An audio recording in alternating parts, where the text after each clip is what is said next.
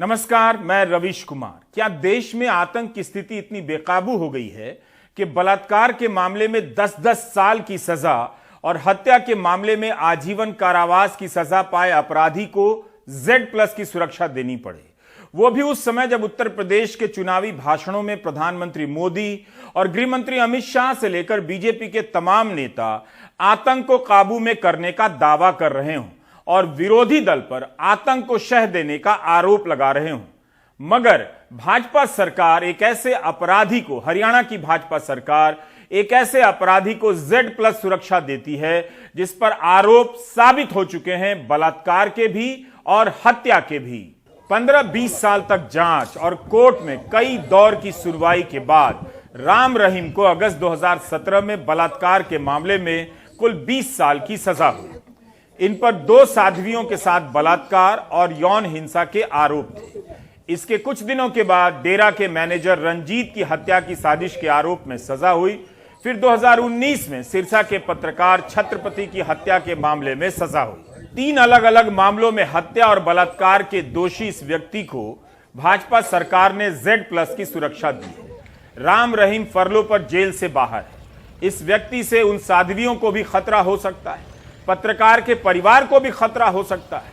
खतरा था भी लंबे समय तक, जब दोनों सुनवाई के लिए मामूली सुरक्षा के साथ अकेले सफर किया करती थी। उन्हें तो कभी Z+ की सुरक्षा नहीं दी गई, लेकिन उस वक्त भी राम रहीम को जब सजा मिली थी उसके पहले तक Z सिक्योरिटी दी गई थी। 26 अगस्त 2017 को समाचार एजेंसी PTI का ट्वीट है जिसमें हरियाणा के मुख्य सचिव का बयान है कि बलात्कार के मामले में दोषी घोषित होने के बाद Z+ की सुरक्षा वापस ले ली जाती है। अब अगर हरियाणा की भाजपा सरकार या केंद्र सरकार ने राम रहीम को Z+ की सुरक्षा दी है तो उसे यह भी बताना चाहिए कि क्या उसके राज में आतंकवादी या चरमपंथी इस हद तक सर उठा रहे हैं कि बलात्कार के आरोप में सजा पाए अपराधी को Z+ की सुरक्षा देनी पड़ रही है। सरकार को अच्छा नहीं लगेगा, लेकिन यह एक तथ्य तो है कि यूपी के हाथरस की बलात्कार पीड़िता का शव पुलिस सुरक्षा में आधी रात के बाद इस तरह जलाया गया। पीड़िता का शव घर के आंगन तक में नहीं ले जाने दिया गया। आधी रात को पुलिस के पहरे में उसकी चिता जला दी गई।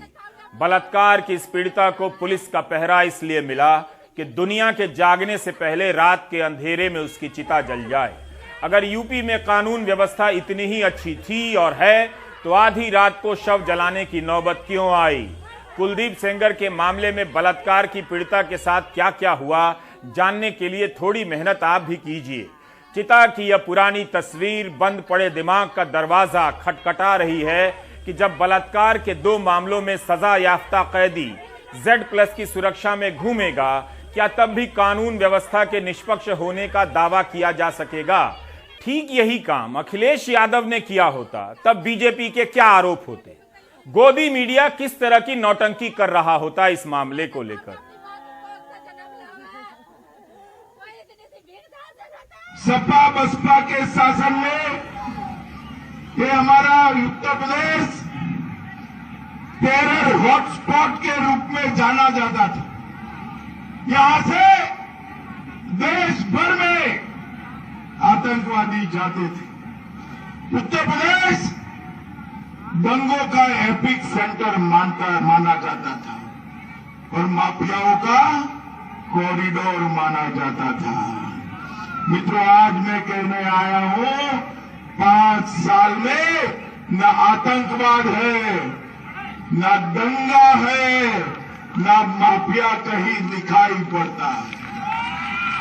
बीते 5 साल में भाजपा सरकार यहां की कानून व्यवस्था को पटरी पर ले आई है।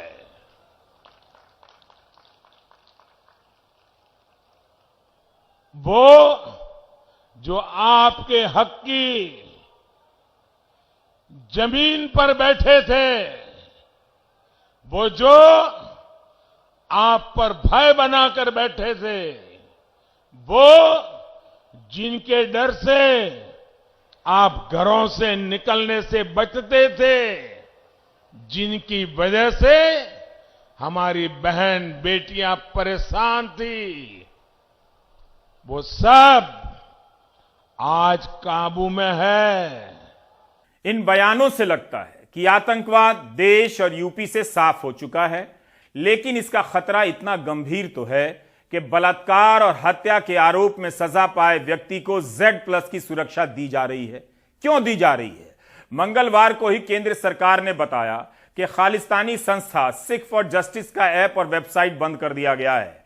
पंजाब में खालिस्तानी समर्थकों की गतिविधियों की खबरें आती रहती हैं, गिरफ्तारियां भी होती रहती हैं, लेकिन क्या यह इतना बड़ा खतरा बन चुका है? तब तो फिर केंद्र सरकार को बताना चाहिए कि इस खतरे के कारण पंजाब में कितने लोगों को CRPF या Z+ की सुरक्षा दी गई है। क्या कुमार विश्वास और राम रहीम के अलावा भी इस खतरे के कारण हाल फिलहाल में Z या Y कैटेगरी की सुरक्षा पंजाब में किसी को दी गई है? पंजाब के सपनों को मौका दीजिए। ਅਸੀਂ ਜਿਉਣਾ मरना पंजाब वास्ते है। अगर वो किसी प्रदेश को देश से अलग करने की साजिश रचे, वो आदमी अगर निचता का काम करे, जो ये कह रहे हैं कि मैंने नहीं कहा था, मेरा पिछला वीडियो देखें, मैंने 3 साल पहले बात कही थी नहीं कही थी। सारे मिलके कह रहे हैं केजरीवाल आतंकवादी है, केजरीवाल। मैं उन सबको आज कहना चाहता हूं कि जिसको आप लोग आतंकवादी बोल रहे हो, आज वो आतंकवादी देश को 12,430 कमरे स्कूलों के समर्पित करता है। पंजाब का भला हो, पंजाब की तरक्की हो, पंजाब में आने वाली सरकार बहुत अच्छी बने।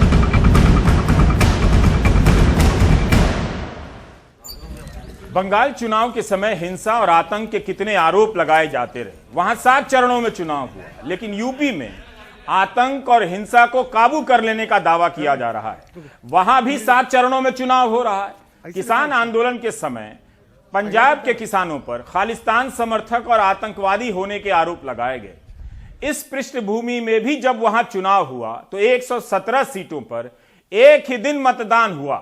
सीमावर्ती राज्य बताकर तरह तरह के आतंकी खतरे बताए गए। इसके बाद भी चुनाव आयोग का एक चरण में कराने का फैसला कहीं से यह संकेत नहीं देता है कि पंजाब में चुनाव कराना चुनौती का काम है।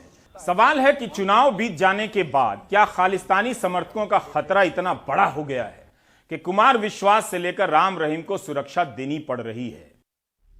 पंजाब में इस बार के चुनाव में आखिरी दिनों में आतंक को लेकर हर दल एक दूसरे पर आरोप लगाने लगे।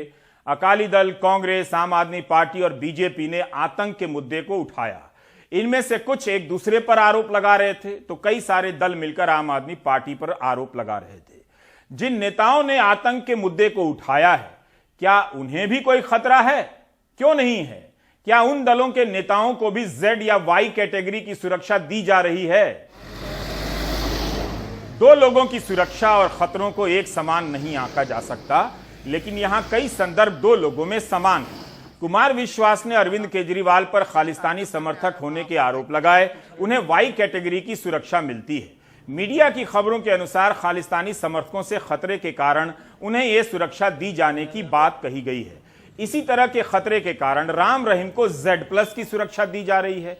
एक ही तत्व से दो लोगों को खतरा है, लेकिन दोनों को अलग अलग कैटेगरी की सुरक्षा दी जा रही है। कुमार विश्वास बाबा राम रहीम की Z कैटेगरी की सुरक्षा को देखकर क्या सोचेंगे कि हम दोनों को खतरा एक समान, लेकिन राम रहीम Z हो गए और कुमार विश्वास Y रह गए। क्या आतंकवाद का खतरा किसी को कम होता है, किसी को गंभीर होता है? कभी कहीं इस भेदभाव पर कोई कविता लिखकर वायरल ना करा दें। आज पंजाब और हरियाणा हाई कोर्ट में इस मामले को लेकर सुनवाई होनी थी। मामला स्थगित हो गया, लेकिन याचिकाकर्ताओं ने एक बात यह भी लिखी है कि राम रहीम की रिहाई चुनाव को प्रभावित करने के लिए की गई थी। मगर अब तो सुनवाई क्या पता नतीजे के बाद हो, और नतीजा क्या है यह कोई नहीं जानता। लेकिन हाईकोर्ट में हरियाणा सरकार ने जो जवाब दिया उससे पता चल गया कि राम रहीम को Z+ की सुरक्षा दी गई है। हरियाणा CID के IG सौरभ सिंह के आदेश पत्र की कॉपी लगाई गई है सरकार की तरफ से, जिसमें लिखा है कि जून 2021 में खुफिया विभाग के अतिरिक्त निदेशक ने जानकारी दी थी कि पंजाब चुनावों के संदर्भ में राम रहीम को खालिस्तानी एक्टिविस्ट से गंभीर खतरा है, इसकी पुख्ता सूचना है। एक्टिविस्ट ही लिखा है, टेररिस्ट नहीं लिखा है। क्या चुनाव आयोग को भी चुनावों के दौरान ऐसे खतरों की आशंका थी? लेकिन वहां तो चुनाव एक ही चरण में हुए।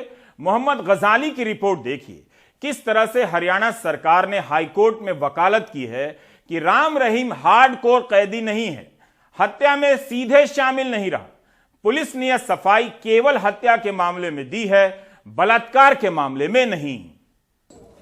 21 दिन के फरलो पर रिहा होने के हफ्तों बाद हरियाणा सरकार ने पंजाब और हरियाणा हाई कोर्ट में कहा है कि बलात्कार के जुर्म में सजा काट रहे डेरा प्रमुख गुरमीत राम रहीम जघन्य अपराधियों की श्रेणी में नहीं आते। उन्हें राज्य सरकार ने Z+ सिक्योरिटी भी दे डाली है। जो सिक्योरिटी है उसका फरलो से या जेल से वैसा संबंध नहीं है। व्यक्ति को कितना यानी उसकी सिक्योरिटी थ्रेट है उसके हिसाब से उसको सिक्योरिटी दी जाती है।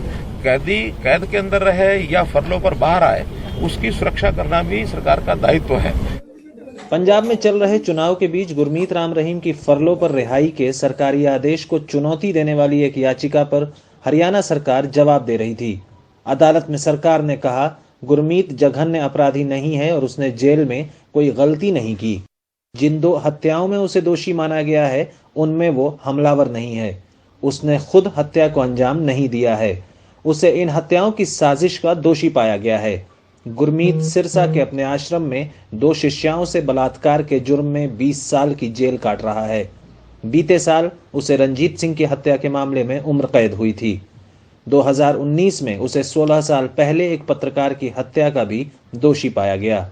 आमतौर पर तमाम मामलों में मुखर रहने वाले राज्य के गृह मंत्री अनिल विज ने कहा कि उन्हें इस मामले की जानकारी नहीं है।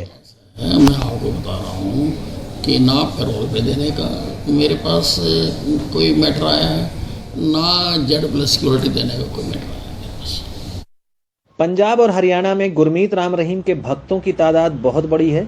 सूत्रों पर यकीन करें तो डेरा सच्चा सौदा ने शिरोमणि अकाली दल और बीजेपी के उम्मीदवारों को समर्थन देने का फैसला किया। वे कुछ सीटें छोड़कर जहां दूसरी पार्टियों के दिग्गज चुनाव मैदान में हैं। पंजाब के मुख्यमंत्री ने इसको लेकर ट्वीट किया है, जबकि आम आदमी पार्टी के मुख्यमंत्री उम्मीदवार डेरा प्रमुख पर सवाल से बचते दिखे। देखो सब मामला कोर्ट का मामला है, मैं की कमेंट कर सकता नहीं सर। मतलब कानून ने जे को पहला कोर्ट ने रिजेक्ट भी की बेल, ठीक है ना, उन्होंने मैडिकल तौर पर छुट्टी भी दी ते हुण जे पैरोल दी है तो इसमें तो कुछ नहीं। ये सच है कि पंजाब में हर पार्टी डेरे का आशीर्वाद लेना चाहती है, लेकिन किसी ने भी गुरमीत राम रहीम का इस तरह बचाव नहीं किया जैसा हरियाणा की बीजेपी सरकार ने किया है। चंडीगढ़ से मोहम्मद गजाली, NDTV इंडिया। आमतौर पर चुनाव के दिनों में जो अपराधी पैरोल या फरलो पर बाहर होते हैं उन्हें वापस बुला लिया जाता है। राम रहीम को पिछले साल 3 बार पैरोल पर अनुमति मिली थी बाहर जाने की, जून 2021 में। 2 बार बीमारी के इलाज के लिए और 1 बार अपनी बीमार मां से मिलने के लिए सुबह से शाम तक की पैरोल मिली थी। तीनों बार प्रशासनिक क्लियरेंस मिलती रही कि राम रहीम हार्डकोर कैदी नहीं है। क्या पहले से ही इसकी भूमिका तैयार की जा रही थी? मार्च 2021 में केंद्र सरकार ने संसद में बताया है कि भारत में केवल 40 लोग ऐसे हैं जिन्हें Z+ की सुरक्षा मिली है। इस एक्सक्लूसिव क्लब में राम और रहीम जुड़ गए हैं। उन्हें पहले भी Z+ की सुरक्षा मिली थी। 25 अगस्त 2017 को जब CBI की विशेष अदालत ने गुरमीत राम रहीम के मामले में सजा सुनाई और सुनाने वाली थी, तब हिंसा की भारी आशंका को देखते हुए रोहतक में सेना बुलाई गई थी। हरियाणा में जगह जगह भारी मात्रा में अर्धसैनिक बल और पुलिस की तैनाती की गई थी। इसके बाद भी कई घंटों तक ऐसी हिंसा हुई, लगा ही नहीं कि हरियाणा में कानून का राज है।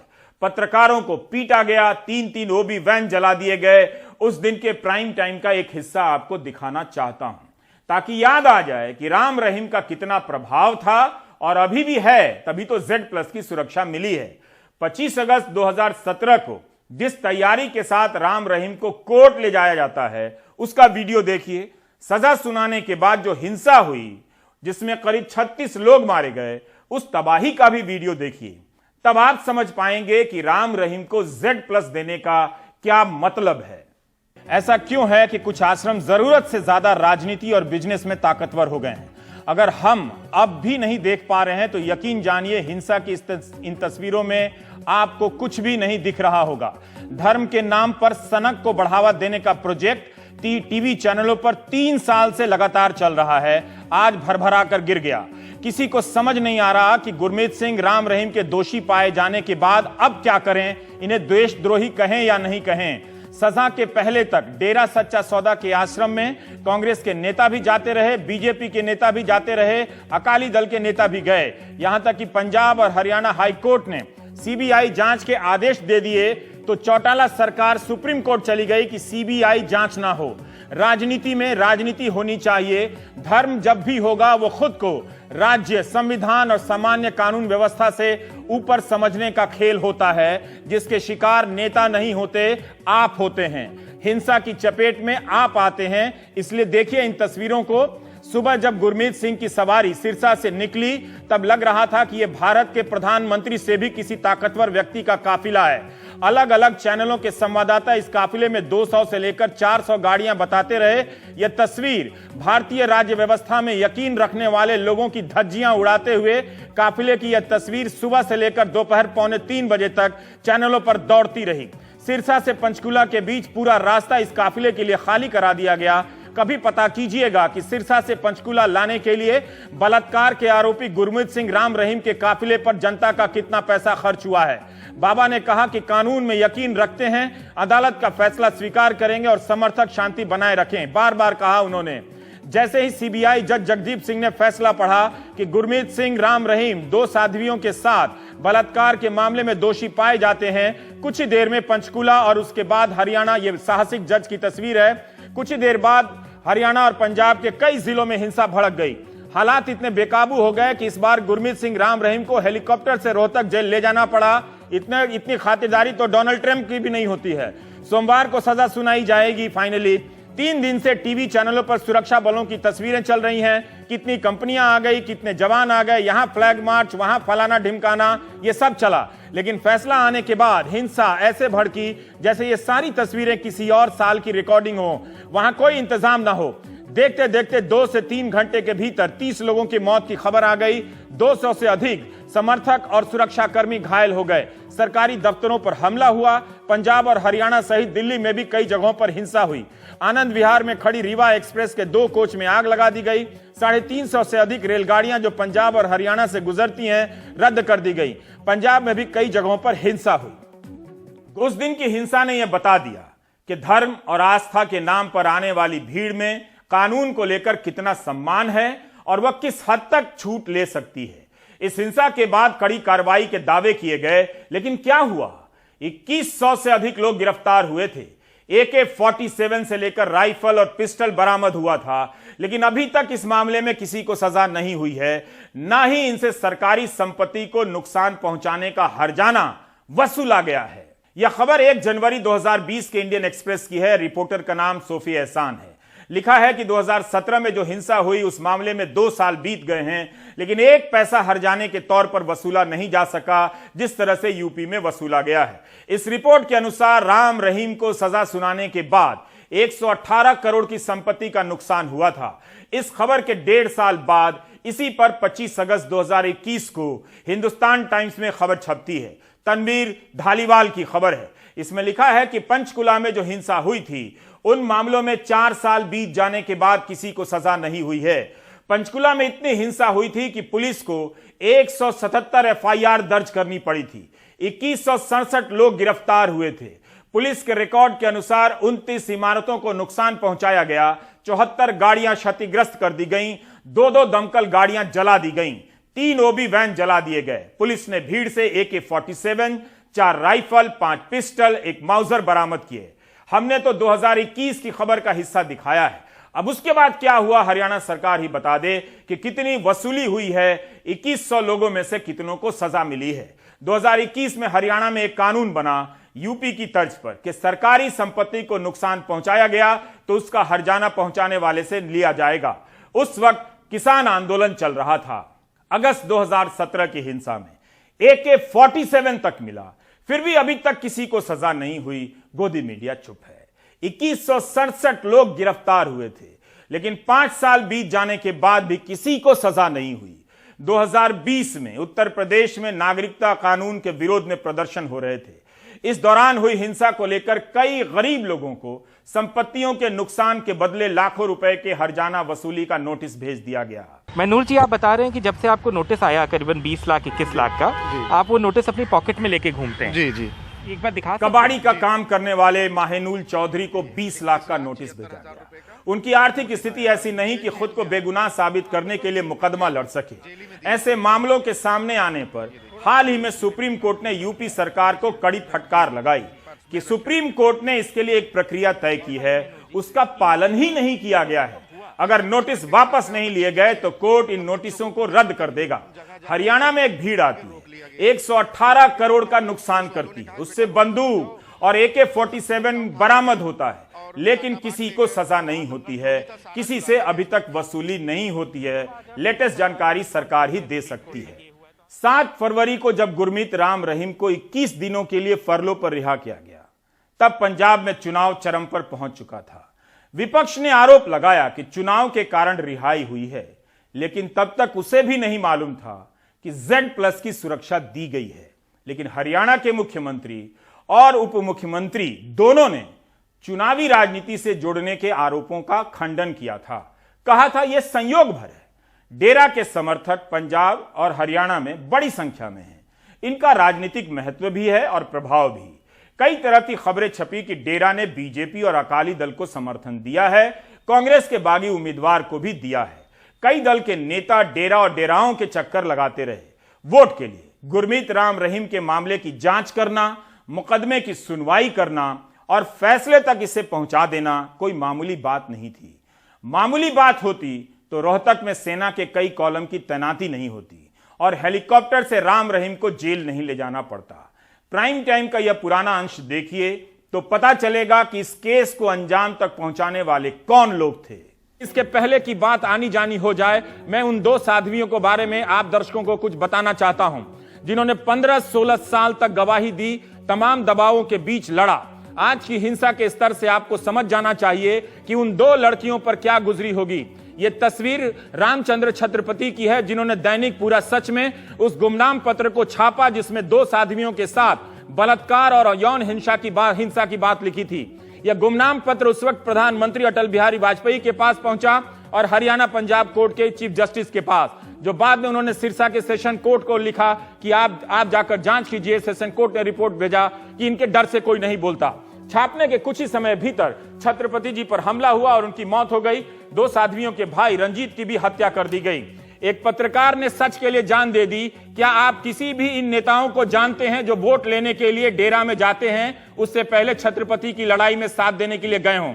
हमने छत्रपति के पुत्र अंशुल छत्रपति से थोड़ी देर पहले बात की, जो इस वक्त अपनी सुरक्षा को लेकर काफी डरे हुए हैं। तस्वीर रामचंद्र छत्रपति की है। एक हंसता मुस्कुराता साहसिक पत्रकार बीच शहर में मार दिया गया। अंशुल ने बताया कि एक बार जब लड़ने का फैसला कर हम लोग घर से निकले तो रास्ते में बहुत से अच्छे लोग मिले। लेखराज ढोंट, अश्विनी बख्शी, RS चीमा और राजेंद्र सच्चर जैसे वकीलों ने बिना पैसे के केस लड़ा। और इन तमाम दबावों के बाद भी हमारा और साध्वियों का इन लोगों ने साथ दिया। यही नहीं, CBI के जांबाज DSP सतीश डागर ना होते तो यह केस अपने मुकाम पर नहीं पहुंचता। सतीश डागर ने ही साध्वियों को मानसिक रूप से तैयार किया। एक लड़की का ससुराल डेरा का समर्थक था। जब उसे पता चला कि उसने गवाही दी है तो घर से निकाल दिया। इसके बाद भी लड़कियां तमाम तरह के दबावों और भीड़ के खौफ का सामना करती रहीं, उस भीड़ के जिसके आगे आपकी चुनी हुई सरकार डरती है। सतीश डागर नहीं होते तो ये लोग खौफ का सामना नहीं कर पाते। अंशुल ने बताया कि सतीश डागर पर भी बहुत दबाव पड़ा, मगर वे नहीं झुके। अगर ऐसी बात है तो NDTV इंडिया के करोड़ों दर्शकों की तरफ से सतीश डागर जैसे अफसरों को दिल से सलाम भेज रहा हूं। बड़े बड़े IPS ऐसी हिम्मत नहीं जुटा पाते, अपनी टोपी नेताओं के चरणों में रख देते हैं। हमारा समाज विचित्र है। वह भक्ति और आस्था के मोह में कानून और सही गलत का फर्क नहीं कर पाता, करना भी नहीं चाहता। कहीं एक धर्म के नाम पर कानून को ताक पर रखकर मनमाने ढंग से सजा दी जाती है, तो कहीं धर्म के कारण या जाति के कारण अपराधियों का स्वागत किया जा रहा है, छोड़ दिया जाता है। हैदराबाद में बलात्कार के एक मामले में कोर्ट के फैसले से पहले पुलिस ने बलात्कार के आरोपी का एनकाउंटर कर दिया। तब वहां लोगों ने पुलिस पर फूल बरसाए। अब बलात्कार के आरोप में सजा पाए व्यक्ति को Z+ की सुरक्षा मिली है। क्या लोग फिर से फूल बरसाने आएंगे? हर किसी के पास समर्थकों की भीड़ है जो सवाल करते ही हमला कर देती है, और इस बीच घात लगाए नेता हैं जो उन समर्थकों पर कहर भी ढाते हैं और फिर उन्हीं से समर्थन भी ले लेते हैं। आज अमित शाह मणिपुर में थे। हमारे सहयोगी रतनदीप चौधरी का कहना है कि पिछले साल 14 नगा नौजवानों पर फायरिंग की घटना के बाद पहली बार पूर्वोत्तर आए। उस घटना के बाद पूर्वोत्तर के कई मुख्यमंत्रियों ने अफस्पा हटाने की मांग भी की। कांग्रेस साफ साफ कह रही है कि अफस्पा हटा देना चाहिए, लेकिन क्या अमित शाह ने ऐसा कोई वादा किया? मित्रों, हमने कहा था कि हमें मणिपुर में सरकार बनाने का मौका दीजिए, हम मणिपुर को ब्लॉकेड और बंद से मुक्त करेंगे। आज मैं बड़ी खुशी और के साथ, गर्व के साथ कहता हूं, बीरेन्द्र सिंह ने मणिपुर को बंद और ब्लॉकेड से रास्ते से हटाकर शांति और विकास के रास्ते पर ले जाने का काम किया है। बीरेन्द्र सिंह फुटबॉल के खिलाड़ी रहे हैं, वो गोल करना भी जानते हैं और गोल बचाना भी जानते हैं।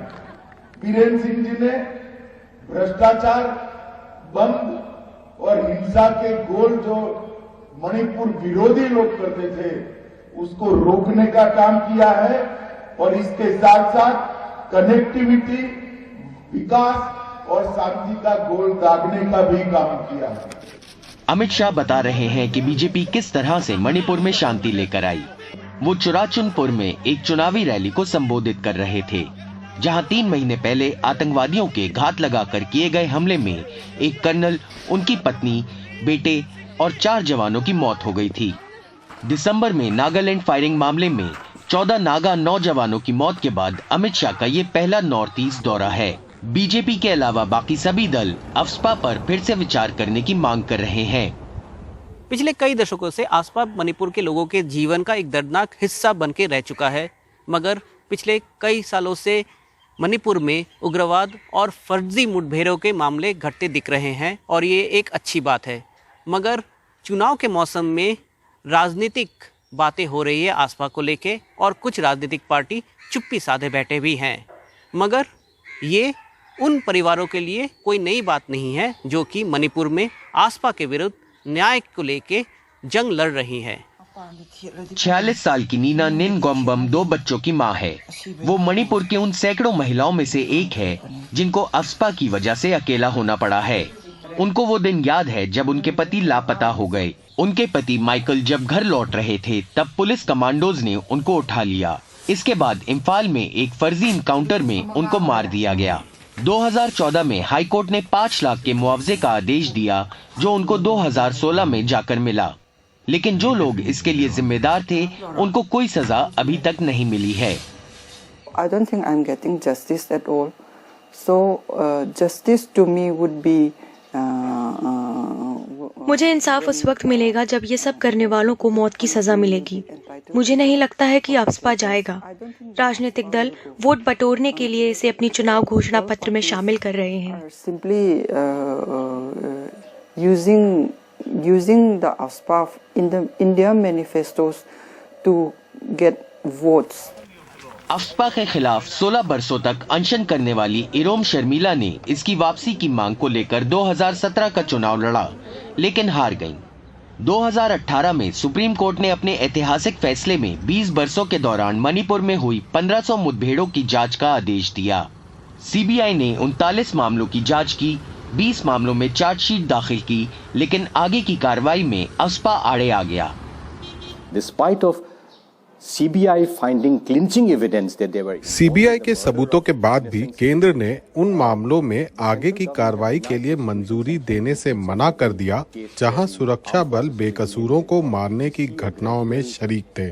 अब हमको चुनाव में बीजेपी की तरफ से इस बारे में कोई बात नहीं दिख रही है। 2017 तक अफस्पा उनके घोषणा पत्र में इसके बारे में होता था, लेकिन अब एजेंडा बदला हुआ है। Unfortunately, this time round, that agenda is completely absent. 2017 में मणिपुर ने शर्मिला की अपील के समर्थन में वोट नहीं दिया। इस बार भी इससे बीजेपी को नुकसान होगा, इसके मौके कम ही हैं। मणिपुर से रत्नदीप चौधरी की रिपोर्ट, एनडीटीवी इंडिया। यूपी के चुनावों में पुरानी पेंशन की बहाली का मुद्दा बड़ा मुद्दा बन गया है, लेकिन इसकी बहाली का फैसला राजस्थान से आ गया है। राजस्थान में चुनाव दिसंबर 2023 में होने हैं, लेकिन अपने बजट भाषण में मुख्यमंत्री अशोक गहलोत ने ऐलान कर दिया कि अगले साल से पुरानी पेंशन की व्यवस्था बहाल कर दी जाएगी। 2004 के बाद जो भी सरकारी सेवा में आए हैं उन्हें भी पेंशन दी जाएगी। विभिन्न राजकीय सेवा में विभागों 30-35 वर्ष कार्य कर सेवा करने के उपरांत सेवानिवृत्त होने वाले कार्मिकों की वृद्धावस्था में साल संभाल की जिम्मेदारी उठाने की दृष्टि से सरकार उन्हें सेवानिवृत्ति के बाद पेंशन उपलब्ध कराती आई है, किंतु वर्ष 2004 के बाद सरकार ने भर्ती कार्मिकों के लिए नेशनल पेंशन स्कीम के अंतर्गत कॉन्ट्रीब्यूटिव पेंशन का ही प्रावधान किया गया। पेंशन के लगातार बढ़ते वित्तीय भार को कम करने की दृष्टि से ऐसा किया गया होगा, लेकिन इस नवीन पेंशन स्कीम के कारण अभी से ही कार्मिकों में सेवानिवृत्ति के उपरांत वृद्धावस्था में जीवन यापन के लिए भारी असुरक्षा का भाव उत्पन्न हो गया, जो कि हमारे लिए चिंता का विषय है। हम सभी जानते हैं कि सरकारी शासन से जुड़े कर्मचारी भविष्य के प्रति सुरक्षित महसूस करें, तभी वे सेवा काल में सुशासन के लिए अपना अमूल्य योगदान दे सकते हैं। समय समय पर इन कार्मिकों ने मुझे अपनी इस व्यवस्था से अवगत कराया। अतः 1 जनवरी 2004 नियुक्त हुए समस्त कार्मिकों के लिए मैं आगामी वर्ष से पूर्व पेंशन योजना लागू करने की घोषणा करता हूं।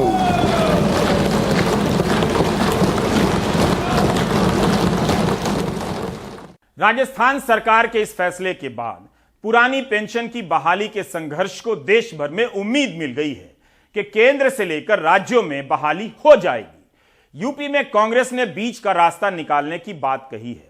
अपने घोषणा पत्र में लिखा है कि राज्य सरकार पेंशन के मामले में अपना अंशदान बढ़ा देगी और पुरानी पेंशन की बहाली को लेकर केंद्र से बात करेगी। जब इस दौरान प्रियंका गांधी से पूछा गया तो उन्होंने कहा कि इस पर चर्चा हुई है और बीच का रास्ता निकाला जा सकता है, लेकिन अशोक गहलोत ने बीच का रास्ता छोड़कर पुरानी पेंशन स्कीम को ही वापस लागू कर दिया है। यूपी में अखिलेश यादव साफ साफ बोल रहे हैं कि पुरानी पेंशन की स्कीम बहाल कर देंगे। घोषणा पत्र में भी वादा किया है। मायावती ने भी वादा किया है कि बसपा की सरकार बनेगी तो पुरानी पेंशन लागू होगी। ब्रेक के बाद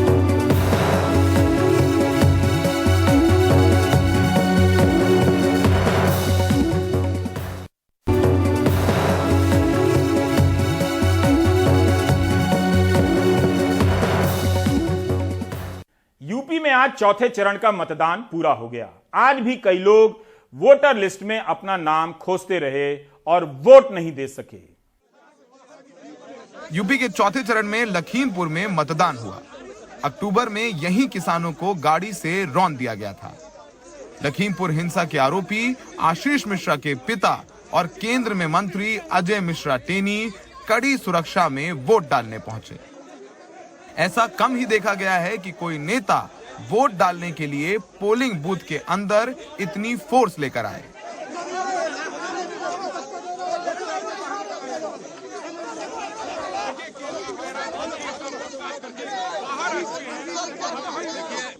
बुधवार को लखनऊ की 9 सीटों पर भी मतदान हुआ, जिसमें कई दिग्गज वोट डालने पहुंचे। 2017 में लखनऊ की 9 सीटों में 8 सीटों में बीजेपी ने जीत दर्ज की थी। सभी नेता वोट डालने के बाद अपनी अपनी जीत का दम भरते नजर आए। पूरे उत्तर प्रदेश में इस विधानसभा चुनाव में अभी तो 3 चरणों के वोट पड़ चुके, चौथे का आज पड़ रहा है। तो बीएसपी को अकेले दलितों का ही नहीं, मुसलमानों का ही नहीं, बल्कि अति पिछड़े वर्गों का भी और अपर कास्ट समाज का भी, अर्थात सर्व समाज का वोट बहुजन समाज पार्टी को मिल रहा है। जनता देखती है कि किसने क्या काम किया है। भारतीय जनता पार्टी ने यूपी में लॉ एंड ऑर्डर को मेंटेन किया है और यहाँ पर सर्व समाज के लोगों का आशीर्वाद बीजेपी को मिल रहा है और जिस ढंग से लोगों का समर्थन मिल रहा है, मैं कह सकता हूं कि भारतीय जनता पार्टी की प्रचंड बहुमत की सरकार में 2017 के विधानसभा चुनाव में जो भारतीय जनता पार्टी को जितनी कामयाबी हासिल हुई थी, कमोबेश इस बार के चुनाव में भी उतनी ही संख्या में हमको कामयाबी हासिल होगी। आपने देखा होगा 2017 के विधानसभा चुनाव में जब समाजवादी पार्टी और बहुजन समाज पार्टी दोनों का गठबंधन था, जबकि उस समय बहुत ही सशक्त गठबंधन माना जाता था, तो उस समय भी ऐसे ही दावे किए जाते थे, लेकिन भारतीय जनता पार्टी को शानदार कामयाबी हासिल। लखनऊ की सरोजिनी नगर सीट में लड़ाई सबसे दिलचस्प है। यहां से बीजेपी ने पूर्व ईडी अधिकारी राजेश्वर सिंह को मैदान में उतारा है, तो वहीं सपा ने पूर्व मंत्री अभिषेक मिश्रा को टिकट दिया है। दोनों ही नेताओं ने वोटिंग से पहले भगवान के दर पर हाजिरी लगाई। रायबरेली में भी वोटिंग हुई, जिसे एक दौर में कांग्रेस का गढ़ माना जाता था। यहां से कांग्रेस छोड़ बीजेपी में शामिल हुई अदिति सिंह मैदान में हैं, तो उन्हें सपा के आरपी यादव से कड़ी टक्कर मिल रही है। मैं बहुत कॉन्फिडेंट हूँ। बस लास्ट मिनट की जो कैंपेनिंग होती है उससे कुछ फर्क नहीं पड़ता है, स्पेशली फॉर प्रियंका गांधी। उन पूरे 5 साल जब आप आएंगे अपनी जनता के बीच में, तभी आपको वोट मांगने का हक है। जो अदिति सिंह पिछली बार चुनाव जीती हैं वो समाजवादी पार्टी के सहयोग से जीती हैं, कांग्रेस के ओर से जीती हैं। न वो कांग्रेस की हुई, न समाजवादी पार्टी का एहसान माना, न जनादेश को कुछ माना। सबको तिलांजलि देते हुए भारतीय जनता पार्टी में शामिल हुई हैं। 2017 में चरण की 59 सीटों में से 51 सीटें बीजेपी ने जीती थी। क्या बीजेपी अपना प्रदर्शन दोहराएगी या सपा अपनी खोई हुई जमीन वापस ले आएगी? ये सब 10 मार्च को ही पता चलेगा। ये चरण बीजेपी के लिए बहुत महत्वपूर्ण है। यही वजह है कि जिन 9 जिलों में आज वोटिंग हो रही है, उनमें से 4 जिलों में प्रधानमंत्री मोदी ने खुद रैली की है और हर रैली में प्रधानमंत्री मोदी कह रहे थे कि अगर बीजेपी की सरकार आएगी वापस, तो आवारा पशुओं से किसानों को निजात दिलाएगी। समझिए कि ये मुद्दा बीजेपी को भी पता है कि ग्रामीण इलाकों में नुकसान पहुंचा रहा है। बीजेपी पूरी कोशिश कर रही है 2017 की तरह इस बार भी यहां पर क्लीन स्वीप की जाए। सहयोगी विनीत कुमार पटेल के साथ लखनऊ से सौरभ शुक्ला, NDTV इंडिया। आप देख रहे थे प्राइम टाइम। नमस्कार।